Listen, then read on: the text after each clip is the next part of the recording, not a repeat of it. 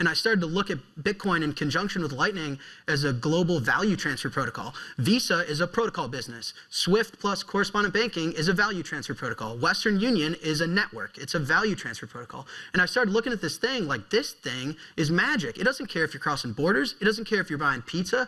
It's going to get value, real cash final bearer instrument, this thing. Like, it is not credit.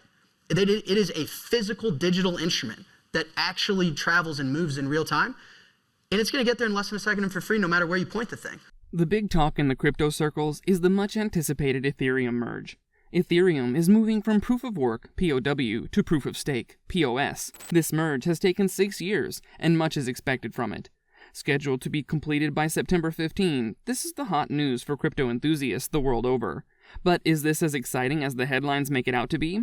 Lyn Alden, who has a background in electrical engineering and is a prominent microeconomics and crypto market analyst, does not agree. Lyn, who runs an investment advisory firm, believes that the future of global transactions is Bitcoins, explains her preference for Bitcoin and how it is going to take over the multi-trillion-dollar money transfer institutions. Welcome to another exciting episode on the Wealth Supremacy channel. Our research has shown us that most of our viewers are not yet subscribed to this channel. Take a minute to subscribe if you want to always be updated on the latest news on the economy, markets, and cryptocurrencies. Turn on the notification bell too. Let's listen to Lyn Alden as she discusses the prospects of Bitcoin. The Federal Reserve Wire Network, also known as the Fedwire, is a real-time gross settlement system, RTGS, of the United States, which is a network of the 12 Federal Reserve's banks, where packets of settlements are sent up for internal and international settlement. Fedwire handles transactions worth trillions of dollars per day. Lyn is right that the number of transactions that takes place on the Fedwire network is about the same as the number of transactions that takes place on the Bitcoin network, but the big difference is the value of the transactions. Can we replace the financial system that we have now with all of its layers and abstractions of money with Bitcoin? I think we're kind of slowly seeing that happen, but in a more decentralized and emergent and self-custodial way. Using different rails.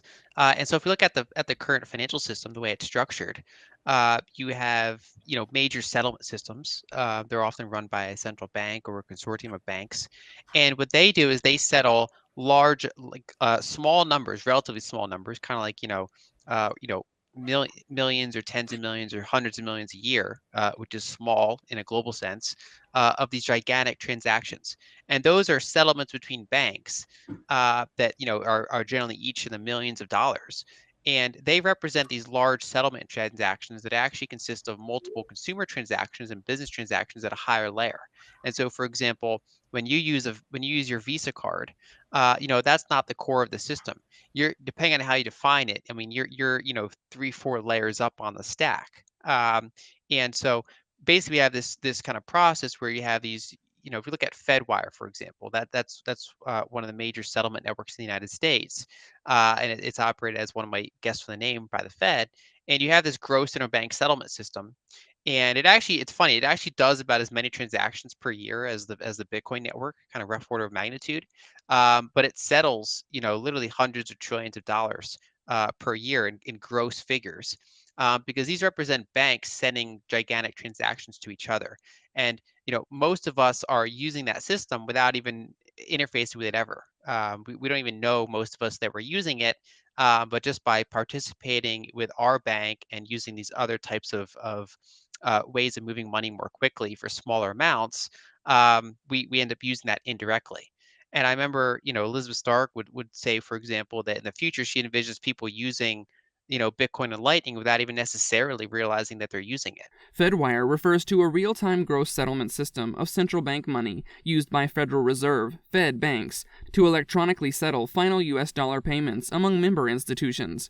The system processes trillions of dollars daily and includes an overdraft system that covers participants with existing and approved accounts. While Bitcoin accounts for the bulk of crypto market exchanges, with monetary value in tens of billions of dollars globally, the Fedwire handles an average of $3 trillion every day in settlements in the United States alone. This is more than 100 times of the value of Bitcoin transactions. Lyn thinks with overlay services such as Bitcoin Lightning, we are on track to see Bitcoin function more similarly to Fedwire and possibly replace this payment management system. This would be huge for Bitcoin, and it could mean seeing Bitcoin grow 500,000% in value if it can clip just 50% of payments routed through Fedwire. Before solutions such as Bitcoin Lightning can be taken seriously, issues such as privacy and security must first be dealt with. So how are these issues being tackled? So I think that it kind of on multiple fronts, there's a lot of work being done on privacy.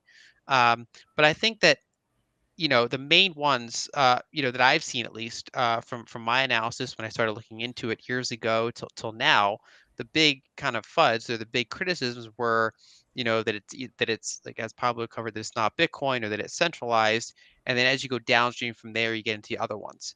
And I think that over time, it's something that is continually underestimated because it is still an active area of development, both from the developers doing the actual implementations as well as the developers doing the more consumer oriented, the wallets, the apps, liquidity providers, and I think it's something that it's the critical mass makes it so that it's far more interesting now, in my opinion, than it was say 3 years ago. One of the selling points for Bitcoin is the privacy it provides. This has been the bedrock on which cryptocurrencies have thrived, but there are so many limitations to cryptos such as Bitcoin that has made them still a poor choice for those who want to use them as payment systems, and networks such as Bitcoin Lightning are making Bitcoin transactions faster. In fact, as fast as bank transfers. This second layer solution can be a big game changer in the transaction settlement space if privacy and security concerns can be addressed. So people are able to transact with a relatively low cost, but then in aggregate, they're doing a lot of security that helps miners kind of keep the network at the base layer censorship resistant. And so I think the most of the FUD around long-term security really just comes down to one question: does it continue to adopt or not? Because everything else that can make fees more efficient is still no direct trade-off compared to owning, Bitcoin on the base layer, and then occasionally transacting with that when you need to. And I did an analysis a while back on my Bitcoin energy piece where I was, comparing fees to market cap, comparing fees to volumes, because volumes are actually pretty huge on the base layer. And I was when I was doing the Lightning piece and I was looking at Fedwire numbers, Fedwire numbers are absolutely enormous. They're almost inconceivably large because they're gross numbers, and so they're actually way higher than GDP.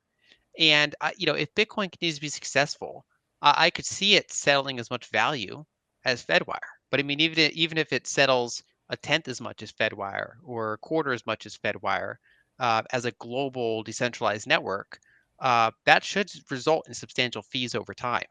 I think one thing we've generally seen is that over time, Bitcoin, because of these soft forks and people figuring out how to use it better, has gotten more efficient.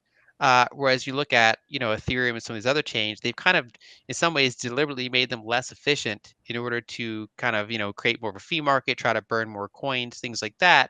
Whereas pretty much every update to Bitcoin makes it more and more efficient over time, which I think is really important considering how tight block space is. If the bulls are correct, and I would include myself as a bull, regarding Bitcoin's eventual user base. Morgan Stanley is the first major bank in the United States to offer Bitcoin in payments to its customers, and recently published a report that showed that solutions such as Bitcoin Lightning are growing by about 410% in year-on-year usage. Coupled with many advantages that Bitcoin has over fiat, Bitcoin could indeed be set to take a huge chunk off money transfer settlements in the nearest future. With point of sales, POS, being one of the largest blocks of day-to-day payments made in the United States, Bitcoin competing with giants such as Visa and MasterCard would be a huge win for Bitcoin. And we're already seeing POS services suck, as Strike, which is based on Bitcoin Lightning Network, giving Americans access to payments using Bitcoin with competitive speeds as good as Visa and MasterCard can provide. Lyn Alden's predictions may be outlandish, but they are definitely not outrageous. Bitcoin could become a bedrock for multiple payment systems in the nearest future, and would give services such as Visa and MasterCard a run for their money. What about Ethereum and other altcoins? Lyn Alden says these cryptocurrencies are intentionally designed to generate money through transaction fees. This design limitation would continue to be a problem for those who want to adopt cryptos such as Ethereum for payments. It's not likely to get better. Do you think Bitcoin can edge Visa and MasterCard to become the major payment system in the world? What do you think about Lyn Alden's position on Bitcoin being a better cryptocurrency to Ethereum? We would love to hear your thoughts. Don't forget to subscribe and like this video. Stay safe and invest wisely.